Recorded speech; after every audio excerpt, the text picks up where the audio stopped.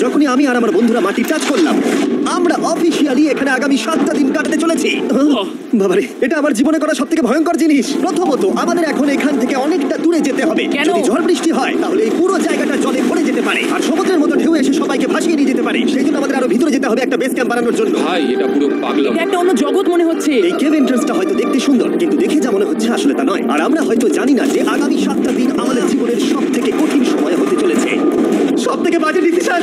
ঠিক আছে, আর কিছুক্ষণের মধ্যে অন্ধকার হতে চলেছে। ক্যাম্প না করলে আমরা বিপদে পড়বো। আমরা কোথায় যাচ্ছি সেটা কি বলবে? আমাদের ক্যাম্প সেটআপের জন্য একটা ফ্ল্যাট গ্রাউন্ড খুঁজতেই হবে। কেভের ভেতরে ঢোকার পরে আমরা এমন একটা জায়গা খুঁজে পেলাম যেটা অনেকটা উঁচুতে থাকায় আমরা জল থেকে সুরক্ষিত থাকতে পারবো। তার মানে এটা ক্যাম্পের জন্য পারফেক্ট। পারফেক্টটা একটু বেশি হয়ে গেল। মোটামুটি বলা যেতে পারে। ঠিক আছে, ক্যাম্পের জন্য মোটামুটি। প্রথম দিনের বাকিটা আমরা কাটিয়ে দিলাম আমাদের জিনিসপত্র আনতে। প্রত্যেকটা ব্যাগের ওজন প্রায় 80 পাউন্ড। আর যেমনটা তোমরা ফুটেজে দেখছো, আমরা এটা করতে 4 ঘন্টা লাগিয়ে দিলাম। এখান থেকে যাওয়া খুব কঠিন। তারপরে আমরা সবাই বেস ক্যাম্পে ফিরে গেলাম। ঠিক আছে, আমরা এখানে লাইট লাগিয়ে দিলাম। আমাদের সব জিনিসপত্র হোম বেসে চলে এসেছে। একটু ক্যামেরাটা ওদিকে দেখাবে। ওদিকটা কিন্তু ভয়ানক অন্ধকার, আর সবসময় এরকমই থাকবে। তাই আমরা ক্যাম্পিং গ্রাউন্ডের জন্য খুব বেশি কিছু করতে পারলাম না। কটা ফুটো করে দড়ি টাঙিয়ে দিলাম। এটা ধরো আর ওঠো দেখি। মনে হচ্ছে আমাদের হ্যামকগুলো ভালোই সাপোর্ট পাবে। আর তারপরে আমাদের সার্ভাইভাল গাইড জোয়ের সাহায্যে আমরা হ্যামক টাঙালাম। এই সরু দড়িটা আমার হ্যামকটাকে ধরে রাখবে। হ্যাঁ, ডিনার খেয়ে আমরা প্রথম রাত্রি ঠান্ডার জন্য তৈরি হলাম। আমি মিথ্যে কথা বলবো না, আমি যতটা ভেবেছিলাম তার থেকে এই হ্যামকটা অনেক বেশি কমফোর্টেবল। এই Oh God, আমি তো আমার চমকেই হাতটা তো গেছিলাম। বড় কেন ভাই? এই কেভটা 2.5 কিলোমিটার ডিপ, আর আমরা এখন এন্ট্রান্সের কাছেই ক্যাম্পিং করছি। কাল আমরা অনেক কিছু এক্সপ্লোর করব। তোমরা কেমন ঘুমালে? ভয়ঙ্কর। ঘুমই হয়নি। এটা সত্যি একটা অস্বস্তিকর পরিবেশ। কেভের উপর থেকে অনবরত আমাদের উপরে জল পড়েই যাচ্ছিল, তাই উপরে একটা প্লাস্টিক চাপালাম, কিন্তু তাও আমাদের হ্যামকের উপরে জল পড়েই যাচ্ছিল। একটা আইডিয়া আছে, চলো শেল্টারগুলোকে ভালোভাবে তৈরি করি। আমার মনে হয় এই প্লাস্টিকগুলোকে জুড়ে দিলে আর জল পড়বে না। বাহ, তুমি তো জিনিয়াস। আমি শুধু একজন ইউটিউবারই নয়, ঠিক আছে? আমার হ্যামকটা এটার উপরে ঝুলছিল। মানে দেখো, আমি আরেকটু হলে হ্যামক থেকে নেমে পড়ে যেতাম। আর আমরা সেই সময় এটা বুঝতেই পারিনি যে এই গর্তটা প্রায় 40 ফুট গভীর। তাই যখন আমি আর শন প্লাস্টিকগুলোকে জুড়ছিলাম, তখন ম্যাকার গার্ল এই গর্তটা কতটা ভয়ঙ্কর সেটা দেখতে গেল। আমার হ্যামকটা দেখতে পাচ্ছো? ওখানে আমি ঘুমোচ্ছিলাম। এদিকটা দেখো। আর যেহেতু এই কেভে সব একই রকম দেখতে, তাই আমাদেরকে ফলো করা অনেকটাই কঠিন ছিল। এই ম্যাপে তোমরা আমাদের হোম বেস দেখতে পারবে, আর দেখতে পারবে ওরা ওখান থেকে কত দূরে হ্যাঁ, যাচ্ছে। এটা তো খুবই ভয়ঙ্কর। ভাই এটা পাগলামো। আর যখন ছেলেরা র্যান্ডমলি এক্সপ্লোর করছিল, তখন আমি আর শন ক্যাম্পে কাজ করছিলাম। এই স্লিপিং ব্যাগটা এখানে কেন পড়ে? কারণ এটা থেকে পিয়ের গন্ধ বেরোচ্ছে। ইয়া, এটা থেকে শেখা উচিত স্লিপিং ব্যাগ ভাড়া নিতে নেই। আমরা স্লিপিং ব্যাগ কেন ভাড়া আমি- নিয়েছি? কেন আমি আমরা জানি। স্লিপিং ব্যাগগুলো কিনে আনতে পারলাম না? আর তারপরে আমরা এই দুটো প্লাস্টিককে জিপ টাই দিয়ে জুড়ে দিলাম। কিছু মনে করো না, এই দড়িটার উপরে আমার জীবন বাজি আছে। আর তখন ওইদিকে ম্যাকার গার্ল তখন ওই গর্তের মধ্যে। ও মাই গড, ম্যাক! আর শেষ পর্যন্ত ওরা একদম নিচে পৌঁছে গেল। এই, আমি তো ভাবলাম সবাই ক্যাম্প নিয়ে কাজ করবে। আমরা শুধু দেখাচ্ছিলাম জায়গাটা কতটা ভয়ঙ্কর। না বললেই হবে, তোমাদের স্কিল নেই। আচ্ছা ঠিক আছে। যদিও ওদের এবার ফিরে আসা উচিত ছিল, কিন্তু কাল আর ম্যাক এটা কতটা গভীর সেটা দেখানোর চেষ্টা করলো। ভাই এটা দেখতে দারুণ লাগছে। তুমি কি নদীটাকে পার করতে পারবে? ওরা এটা জানে না যে এই রিভারটা এই কেভের গোটাটাই জুড়ে আছে। তার মানে এর মধ্যেও আমাদের কিছুটা সময় কাটাতে হতেই পারে। ওই তো ওরা এসে গেছে। এসো। তোমরা রান্না করে রেখেছো তো? হ্যাঁ, রান্না করেছি। ঠিক বলেছে। একটা নতুন বাড়ি, ঠিক বলেছি তো? একদম। এখন আমাদের একটা ছাদ আছে। আর এটা তো দারুণ। জিমি রান্না বেশ ভালোই আর করেছে। আমরা আমাদের ফায়ার পিটটাকে এই সুন্দর জায়গাটাতে নিয়ে এসেছি। জায়গাটা কেমন? বেশ গরম। আরামদায়ক। এই পাথরগুলো গরমটাকে ধরে রাখবে এবং উপর থেকে যে পি পড়ছে সেগুলোকে আটকে দেবে। ওটা পি নয়। তাহলে ওটাকে কি বলবো? বলতে জানি না, হয়তো বৃষ্টির জল হবে। না, এটা বৃষ্টি নয়, না, পাথর ইয়ে করছে। মানে- এই একটু উপরে দেখাও। তুমি মেঘ দেখতে পাচ্ছো? পাথর দেখা যাচ্ছে। এটা বৃষ্টি নয়, রক পি। Rock P. ঠিক আছে রক পি। ঠিক আছে, এটা রক পি। আর একটা শুকনো রাত ঘুমিয়ে কাটাবার পরে আমরা ঠিক করলাম জো আমাদের সার্ভাইভাল এক্সপার্ট, তাকে নিয়ে আমরা কেভের শেষ প্রান্ত অব্দি যাব।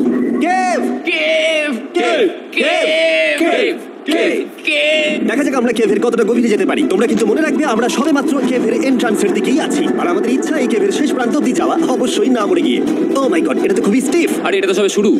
আমরা কেভের আরো গভীরে এসেছি। তোমরা সবাই সাবধানে আসবে। এটা খুবই ছোট জায়গা, আমার মনে হয় না এখান থেকে আমি যেতে পারবো। কেভ এক্সপ্লোরের ইন্টারেস্টিং জিনিসটা হলো যা হোক করে আমাদের এই ছোট্ট ফাঁকগুলোর মধ্যে দিয়ে এগিয়ে যেতে হবে। ও মাই গড, খুব ছোট জায়গা। আর তারপরেই খুব বড় একটা জায়গা আসবে, সেটা এতটাই বড় যে কিছু না দেখতে পাওয়ার জন্য এটা করতে হলো।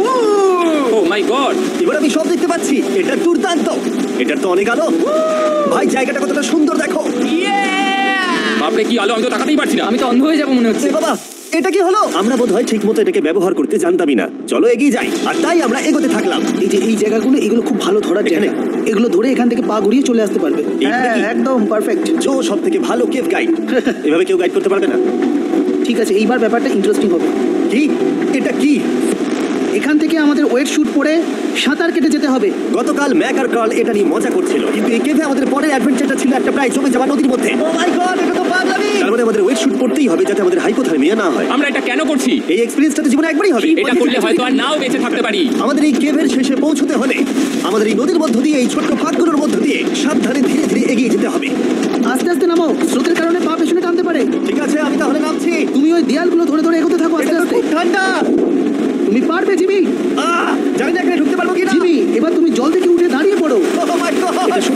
পাগলামি! এখানে কি ঠান্ডা!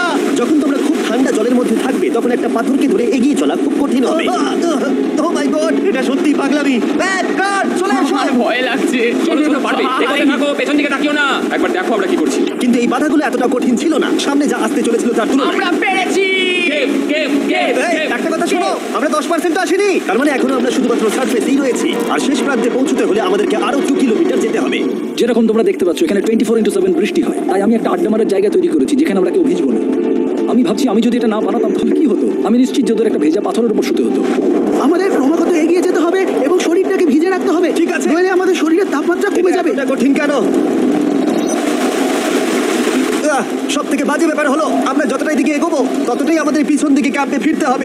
এটা হয়তো জলের মধ্যে নয়, কিন্তু তার মানে এটা নয় যে সেটা সহজ হবে। আরে এটা কি মাকড়সার জাল? কিন্তু আমি মাকড়সা দেখতে পাচ্ছি না। তার মানে ওটা আমাদের উপরে আছে। আরে তোমার গায়ে তোমার গায়ে। আমার বন্ধুরা মনে বাজে এই গেমটা মিস্টার বিস ভিডিওর মতো, যত এগোবে ততই কঠিন হবে। সত্যি কথা বলতে যদি আমাদের সাথে জো না থাকতো আমরা মরেই যেতাম। আর 3 ঘন্টা পরে জো আমাদের জন্য একটা বাজে খবর নিয়ে এলো। জল অনেকটা বেড়ে গেছে আর আমরা অনেকটা সময় লাগিয়ে ফেলেছি, তাই আজকে আমাদের আবার ক্যাম্পে ফিরে যেতে হবে। আমি মানবো না, তুমি সেফটি এক্সপার্টের কথা অমান্য করতে পারো না। আমি এটা মানবো না। সত্যি কথা বলতে আমাদেরকে ফিরতেই হতো, কারণ এর আগে আমরা শুট করতে অনেকটাই সময় নষ্ট করে দিয়েছি। তারপর ফ্লেয়ার নিয়ে খেলেছি, তাই আমরা ফিরে যাচ্ছি আর এই মিশনটা আমরা পরের দিন আবার শুরু করব।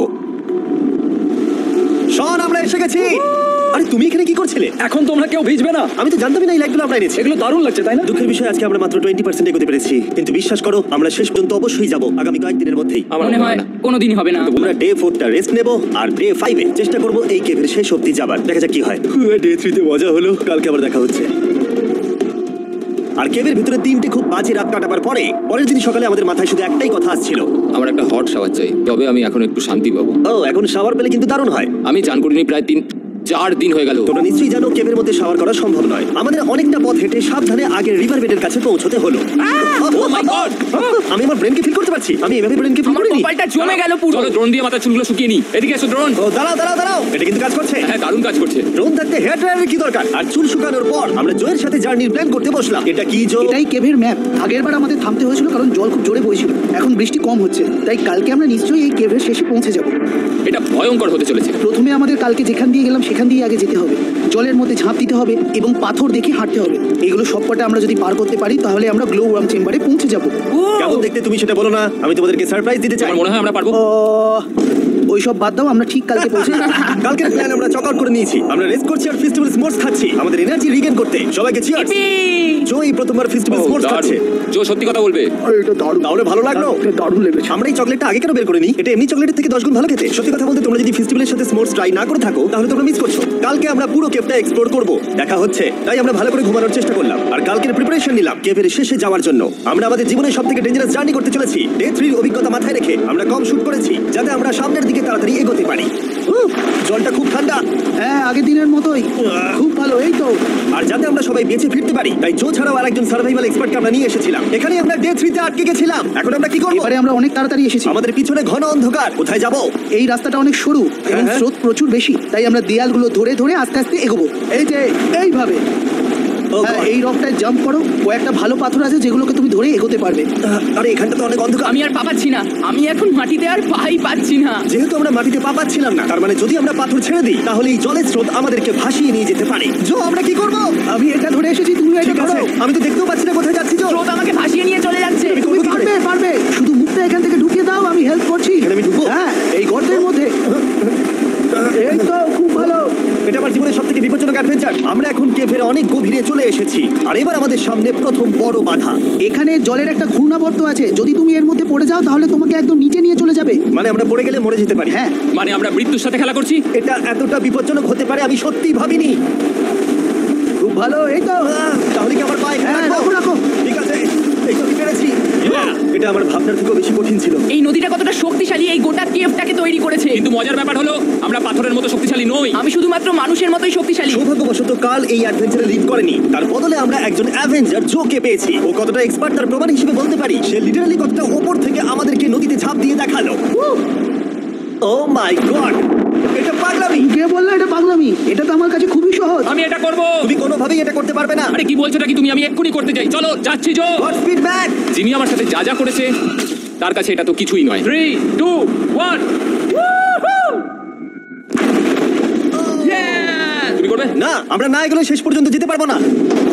ও মাই গড, আমাদের নিচের দিকে যেতে হবে। আমরা সবসময় স্রোতের উল্টো দিকে কেন যাই? এখন শুধু আমি ভেসে ভেসেই যেতে পারবো, আর কিছু না। এই জলের তলায় অনেক ধারালো পাথর আছে, তোমরা সেগুলোকে দেখতে পাবে না, তাই সাবধানে পা ফেলবে। ও মাই গড, আবার এটা গভীর আরে হচ্ছে। আমার পা তো কিছুর উপরে রাখতে হবে। ছোট ছোট পাথরগুলোই একমাত্র বাধা ছিল না। মনে হচ্ছে আমাদের প্রতিটা পদক্ষেপে।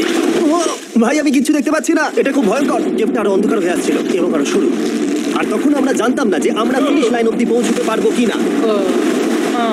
আমি ক্লান্ত হয়ে পড়েছি। এই কেপ এ তো দারুণ। এটা দারুণ লাগছে। ভাই এটা পৃথিবী মনে হচ্ছে না এখানে একদমই। যে আলো তোমরা দেখতে পাচ্ছ সেগুলো আসলে ছোট্ট ছোট্ট বায়োলুমিনেসেন্ট গ্লো ওয়ার্ম তৈরি করেছে। এটা দেখতে অনেকটা মিল্কি ওয়ে গ্যালাক্সির মতো লাগছে। ওয়াও! আর এই মুহূর্তটা, এই ভিউ, সত্যি বলতে এই ট্রেকের সমস্ত ক্লান্তি যেন দূর করে দিল। এখানে অব্দি পৌঁছানো যেন সত্যি একটা অ্যাচিভমেন্ট ছিল। কিন্তু এখন আমাদের যাত্রা শেষ হয়নি, কারণ আমাদের এখান থেকে এখন বেস ক্যাম্পে ফিরতে হবে।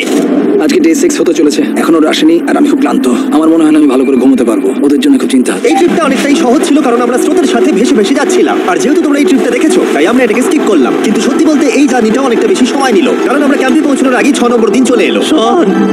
সবাই ঠিক আছে তো? আমার খুব চিন্তা হচ্ছিল। ডে 6 ডে 6 খুব ভালো। এনার্জি বাড়াতে আমরা আগুনের উত্তাপ নিলাম এবং ফাইনালি আমরা কিছু খেতে পেলাম। এটা খুবই অ্যাডভেঞ্চারাস ডে ছিল। কালকে দেখা হচ্ছে, মানে আজকেই হয়তো। এটা ডে দুদিন 6 হবে না। নাকি আজকে, না আমি জানি না। এত বড় ট্রেক সম্পূর্ণ করার পরে শারীরিকভাবে চূড়ান্ত ক্লান্ত হওয়া সত্ত্বেও জানি না কেন কিন্তু আমি একদমই ঘুমাতে পারছিলাম না।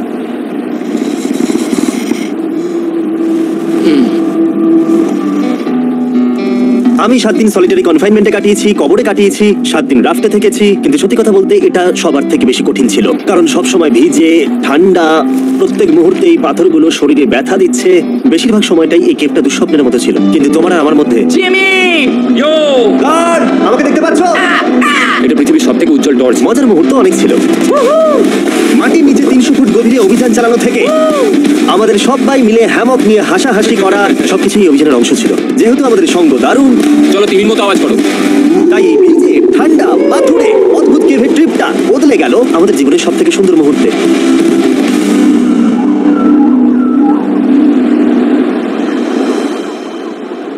আমরা এখান থেকে যাব না যতক্ষণ না সবকিছু তোলা হচ্ছে।